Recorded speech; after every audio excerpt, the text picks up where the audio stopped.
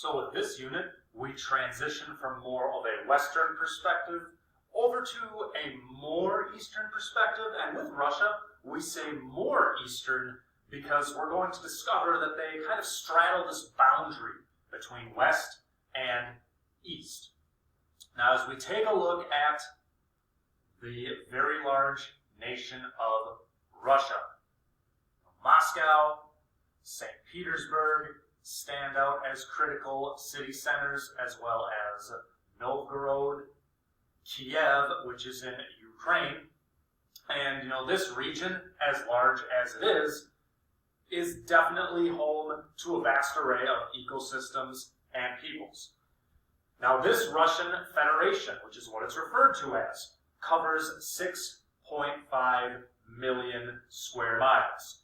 And we're talking 1/8 of the world's surface is the Russian Federation.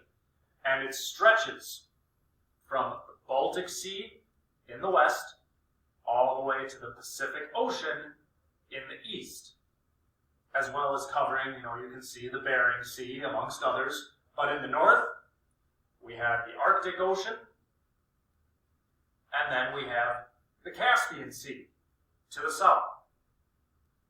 11 time zones comprise the Russian Federation. Half of it is covered by forest, and 80% of its 147 million people live in the more urbanized western portion. And just a simple look at the map makes it clear that the western part is more urban. 20 million people live in the Moscow metropolitan area alone. Now, when we try and examine what makes Russia, all right,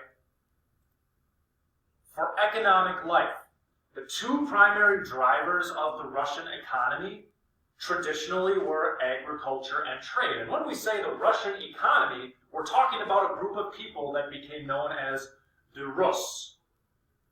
Now, the northern regions of the Rus domain mainly fished, and they hunted reindeer, bear, and walrus because the land was mainly treeless tundra.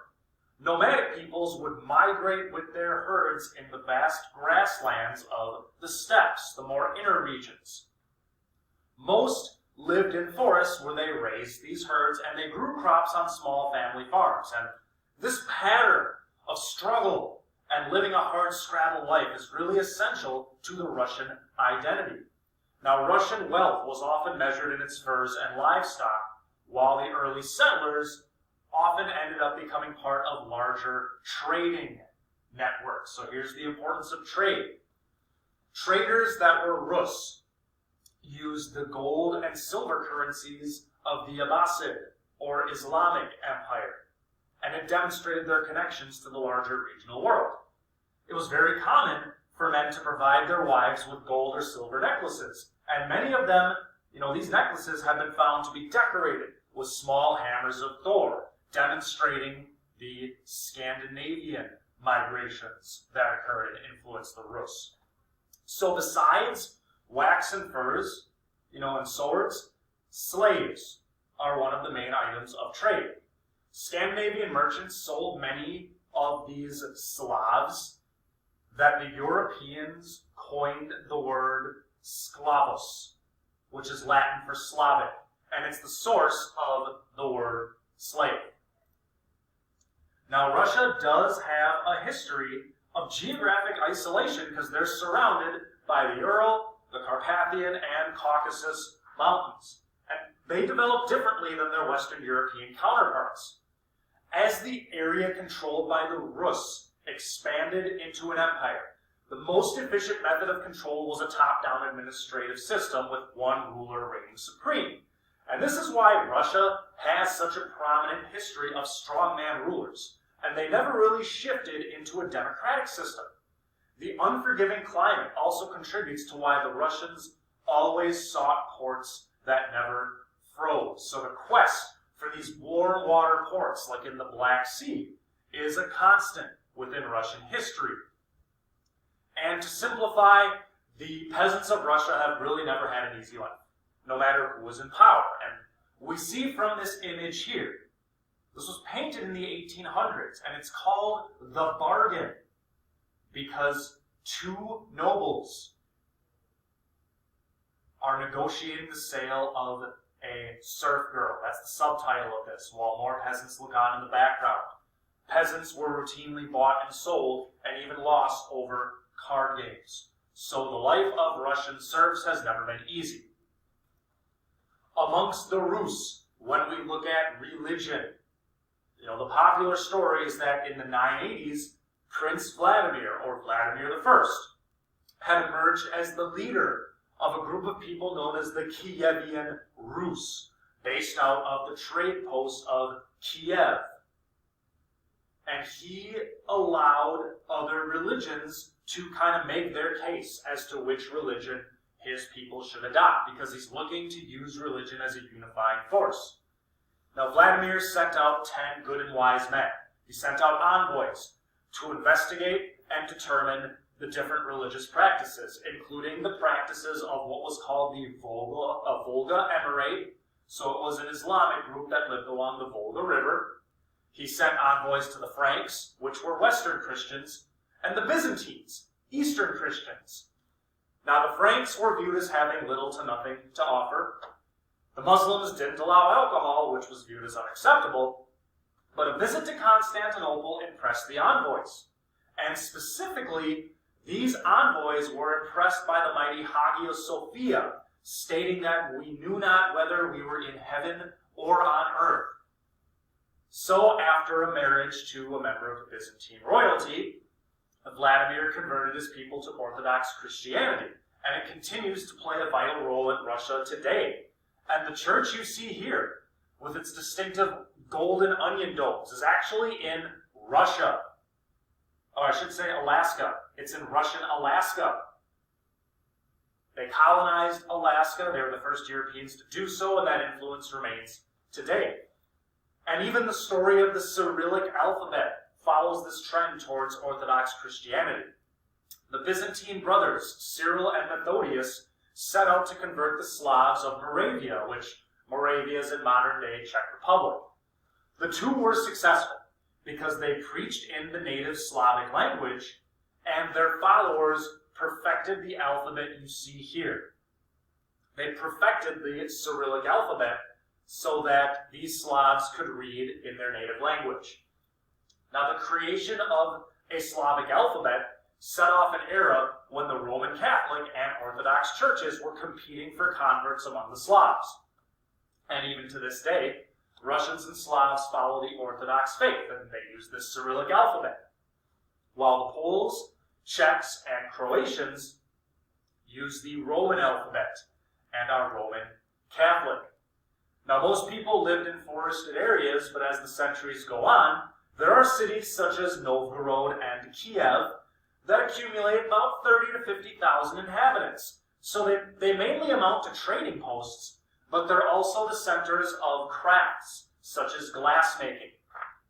And when you look at the influence of the Byzantines, we've already seen their influence on religion, but stone cathedrals and churches were modeled on Byzantine architecture. Artisans even enjoyed a higher status in society than farmers amongst the Rus. Now, we've already viewed law codes in the context of the Athenian Constitution, Rome's 12 Tables, even some of the laws of Charlemagne and Napoleon. So, like other societies, the larger and more complex it became, the greater the need was to solidify a law code. The resulting Pravda Ruskaya was written at the beginning of the 1100s, and it took centuries to fully formulate. And it sought to make sense of the feudal society in which the Rus lived, and made it clear that serfs were a critical component of this society. The code also sought to limit blood feuds, which were exceptionally common among the Slavs. All of this helped the Rus reach their zenith in the century before the Mongols showed up. Now, on that note, we've seen developments with the Rus. Now we're going to see that Russia, as it were, will begin going the route of the Tsars. because the Mongols arrive in the 1200s, and the Russian and Slavic peoples were under direct control of what was called the Khanate of the Golden Horde. And they're going to remain this way until 1480. Now, Kiev, as we can see here, had been the most important Russian city up to this point. But Moscow will begin to overtake it in importance, and this is because they're more consistent in paying their tribute. The leader, Ivan III, stopped paying tribute in 1480, and he even helped overthrow the Khanate in 1502. So Russia is going to have this experience of being taken over by invaders, and it will inform their opinions of foreigners as we move forward. Now his son, Ivan IV, or Ivan the Terrible, becomes Grand Prince of Moscow when he was only 3 years old, and his mother ruled for him until she was allegedly poisoned at the age of 8. Russian cities were continually ruled by nobles known as boyars, and Ivan spent his teenage years fighting off their attempts to claim his power. And this will give Ivan a deep distrust of the boyars that is going to last his entire life. And he even fed one of them to his dogs to show his power, demonstrate his might. Now, Ivan was crowned Tsar, and we see that it's spelt 2 different ways. One of them demonstrates the more Slavic influence. The other is spelt with a C to show that Tsar descends from Caesar. And this is meant to continue the links that Russia had with Constantinople and thus to the Roman Empire, because Rome fell in the 400s.